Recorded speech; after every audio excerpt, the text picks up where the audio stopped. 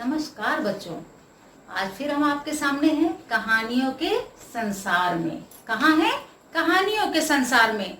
आपके लिए एक नई कहानी लेके आए हैं। बहुत मजा आएगा आपको, अंत तक बने रहिए। चुनमुन और अनोखा जंगल। कौन सी कहानी? चुनमुन और अनोखा जंगल। चुनमुन बहुत परेशान थी, आगे बढ़ती जा रही थी क्योंकि वो रास्ता भटक गई थी। सामने घना जंगल था। प्यारे बच्चों, हमने कहानी का शीर्षक तो बताया, परंतु आपको ये शीर्षक सही नहीं लगता, कोई और शीर्षक रखना चाहिए, तो वो अभी हमें बताइएगा बाद में, क्योंकि जब आप पूरी कहानी सुन लेंगे तभी तो आप समझ पाएंगे कि ये शीर्षक सही है या गलत। हाँ, तो हम कहाँ थे? चुनमुन और अनोखा जंगल। चुनमुन बहुत घबरा रही थी। क्यों? क्योंकि वो रास्ता भटक गई थी और सामने घना जंगल था। वह डर रही थी, परंतु मरता क्या ना करता। आगे वो बढ़ती जा रही थी।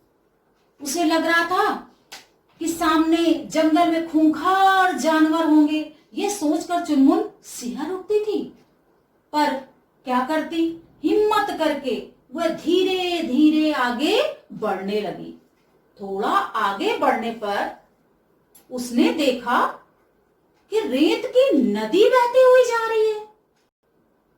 अरे, रेत की नदी बहती हुई आई और उसे बहा ले गई। जब उसे बहा ले गई तो वो बहुत परेशान थी। बचाओ बचाओ, कोई मुझे बचाओ, मैं डूबती जा रही हूं। वहां जंगल में कौन सुनने वाला था भला? इतने में उसे ट्रिन ट्रिन ट्रिन ट्रिन साइकिल की घंटी सुनाई दी। जब उसने देखा थोड़ा सा उचक कर, तो सामने एक चींटी साइकिल चलाती हुई आ रही थी और वो क्या पहने थी? डाकिये की ड्रेस पहनी थी और वो चिट्ठी बांटने जा रही थी। उसने कहा, बचाओ बचाओ। चींटी ने सुना, इधर उधर देखा। अरे बोली, रुको रुको, परेशान मत हो, मैं आ रही हूँ, मैं तुम्हें बचाने आ रही हूँ। चींटी ने चुनमुन को उस रेत की नदी से बाहर निकाला बच्चों, और अपने साथ साइकिल में बिठाकर लेकर चल दी। बोली, चलो मैं तुम्हें अपने अनोखे जंगल में ले चलती हूँ, डरने की कोई बात नहीं है। चुनमुन ने कहा, अच्छा ठीक है, और वो चिट्ठी भी बांटती जा रही थी। फिर बच्चों सोचो क्या हुआ होगा। मुझे तो भाई बड़ा मजा आ रहा है, क्योंकि मैंने कहानी बनाई है, मुझे पता है आगे क्या होने वाला है। अब आप सोचिए कि आगे क्या होने वाला है।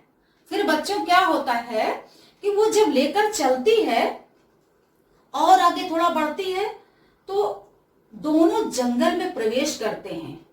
चींटी उसे ले जाकर जब जंगल के बीच में पहुंचाती है, तो उसने कहा, अरे अरे, ये पेड़ चलता हुआ हमारी तरफ आ रहा है, ये पेड़ तो चलता ही हुआ आ रहा है। चींटी ने कहा, परेशान मत हो, यहाँ बहुत कुछ तुम्हें देखने को मिलेगा। फिर आगे चलते हैं तो उसने देखा कि गैंडा पूरे जंगल की सफाई कर रहा था बच्चों। झाड़ू लिए झाड़ू लगा रहा था। वो तो अचंभित हो गई कि अरे, गैंडा झाड़ू लगा रहा है।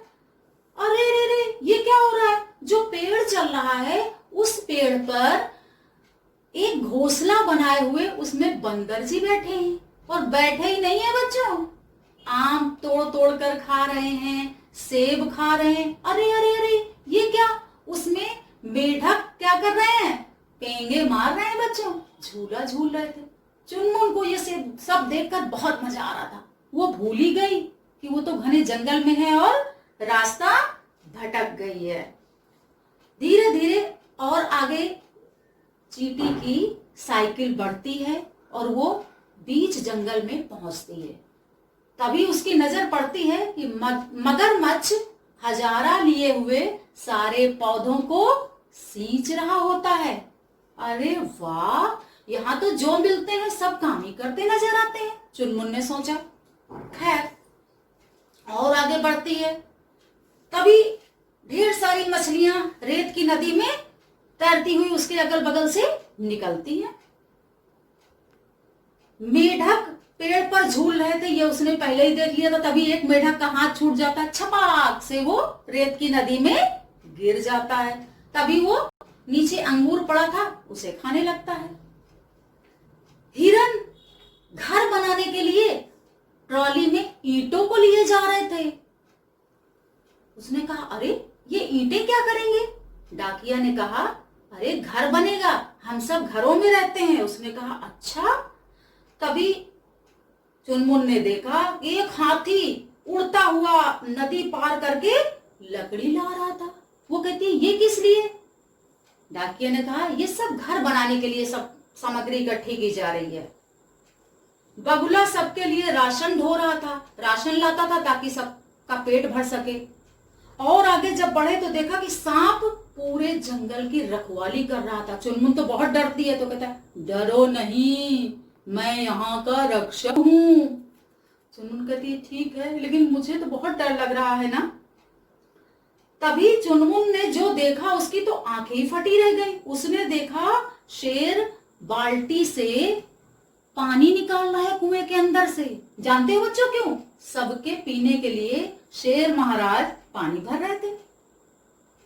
डाकिया ने कहा, देखा, यहाँ सब खुशी खुशी रहते हैं, कोई झगड़ा नहीं करता, एक दूसरे की सहायता भी करते हैं, सभी लोग सारा काम करते हैं, कोई भी काम छोटा या बड़ा नहीं माना जाता, सभी एक दूसरे की सहायता भी करते हैं। चुनमुन ने कहा, अच्छा, अरे ओ चुनमुन, अभी तक सोई पड़ी है, विद्यालय नहीं जाना क्या? धत तेरे की, मैंने तो ये सपना देखा था। चुनमुन बुदबुदाई, और जब चुनमुन की आंख खुली तो उसने अपने आप को कहां पाया बच्चों? सोचो जरा, चारपाई के नीचे। अर्थात चुनमुन ने सपना देखा था।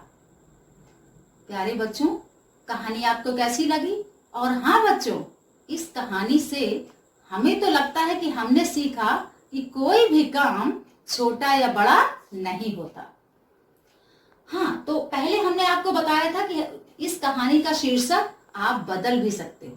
यदि आपको लगता है कि कोई और शीर्षक होना चाहिए तो हमें जरूर बताइएगा। और ये तो आपने देखा ही कि कोई काम छोटा या बड़ा नहीं होता, इसलिए सारे काम सब लोग मिलजुल कर रहें, एक दूसरे के कार्यों का सम्मान करना चाहिए। कहानी आपको कैसी लगी?